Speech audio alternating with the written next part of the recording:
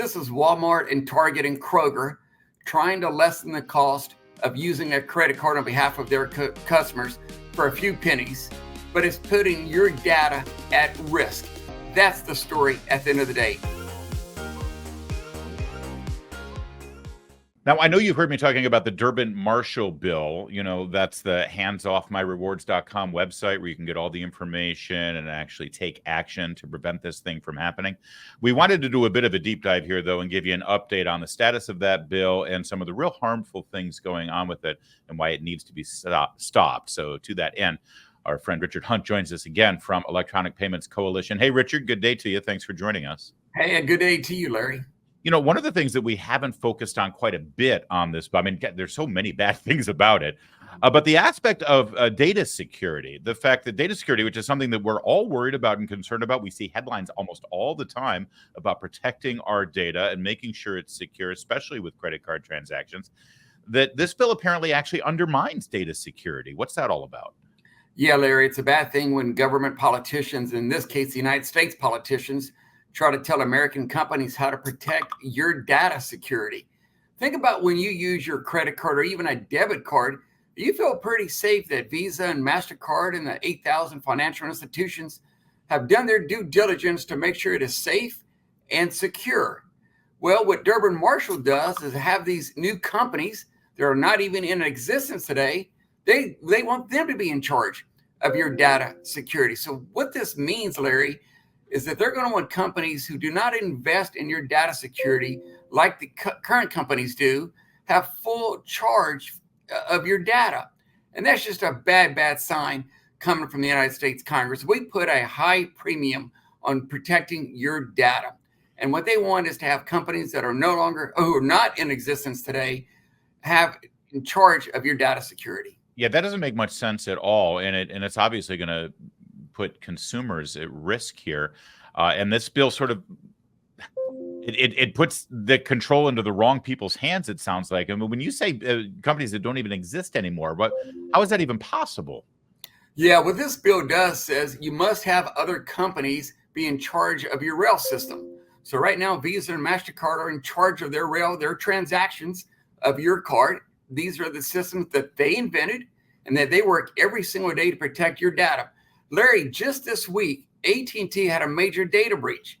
You remember the Target data breach of 2013? Oh, yeah. That actually came from an AC vendor in the state of Pennsylvania. Wasn't even through the main Target system. So this is just a bad bill forcing Visa and MasterCard to allow their technology to be used by a company that doesn't even exist today. Now, that's just dead wrong. And Larry, guess what else would have to happen? We'd have to reissue 8 million credit cards in this company. 8 million credit cards in this country would have to be reissued because of the technology transfer. Well, now, when you lay this out here like that, I'm starting to think it might actually even be worse than what you've described, because if you're talking about credit card data breaches and data security for consumers, it's not just standalone between the consumer and the company that's doing the transaction. My bank or credit card, where I get my credit card bill, they're actually connected to it. And also the store's bank or credit card, wherever they're actually processing this credit card, they're actually affected by this data security breach too, wouldn't they be? Oh, yeah, absolutely, Larry. Look, let's call it like it is. This is Walmart and Target and Kroger trying to lessen the cost of using a credit card on behalf of their customers for a few pennies, but it's putting your data at risk. That's the story at the end of the day. And of course, Larry, something you and I have talked about, reward miles. Think about the 15 million Americans in this country who use reward miles. Those would go away if the Marshall-Durbin bill would ever pass. I know people use that, especially to go travel to see loved ones. Sometimes they have a family emergency they need to use flights, airline miles for as well. This would get rid of those airline miles to a large degree. Yeah, well, and that's why, I mean, listen, that hits people at such a visceral and sort of emotional level, but also in the pocketbook too, because that's whatever you're not using your rewards for, you're going to have to pay for, or you just don't get it. That's why handsoffmyrewards.com is the website we try to direct everybody to, because it sort of speaks to them. Hands off my rewards. You bet, stay off my rewards. Keep your hands off of them. I'm also interested in terms of just in general, if we've learned from history here, because in my reading, I know that back in 2010, there was an amendment that specifically focused on debit card transactions. It was very similar to this, and that didn't go very well, did it, for debit card transactions? No, Larry, that was a horrendous bill back then, and that's why Congress needs to learn what happened in 2010. In 2010, we warned members of Congress that debit reward miles would go away. You remember, Larry, we used to get reward miles on debit cards.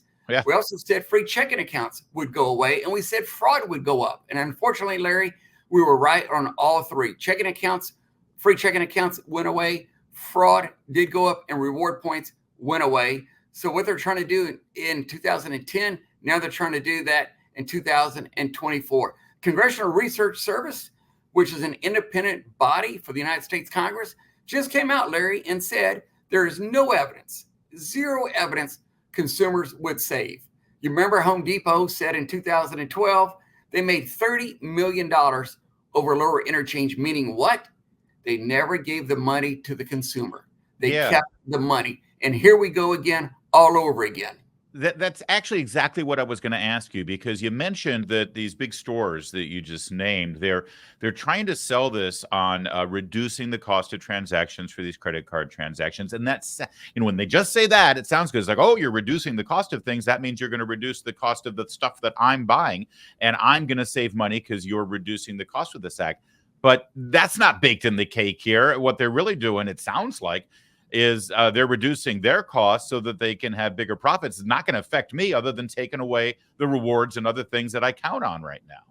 Larry, are you telling me your donut doesn't cost the same as it did since 2010, or your cup of coffee? Our interchange rate has remained the same for the last decade at 2%, and everything else has gone up. You've seen the outrageous cost at restaurants, at convenience stores. They have not reduced their prices one iota. Look, I don't like how much I have to pay for my gallon of gas. I don't like it at all. But the last thing I'm going to do is go to the United States government and say, put a cap on the gallon of gas, put a cap on the cost of coffee. Politicians, the United States senators, should not be telling American companies how to operate. It is a fair, competitive environment. Let the private sector work. When the private sector works, it is much better than allowing the United States government mandates to have full effect. Yeah, it's funny because there was a time when credit card transactions were not nearly as ubiquitous and simple and easy. You do a drive-through at a restaurant right now, credit card, it's easy. I mean, it really does make things simpler, more convenient. And if you're like me, I maximize and leverage my rewards that I get from a couple of different credit cards so I can get the most back for them. In other words, the market is working. The supply and demand is working. It's not broke. Why in the hell is the Senate trying to fix what's not broke? Hey, Larry, one of the best features of using a credit card, we talk about miles all the time, but the number one feature Americans use, cash back. People love getting money to pay for their groceries and their gas bills.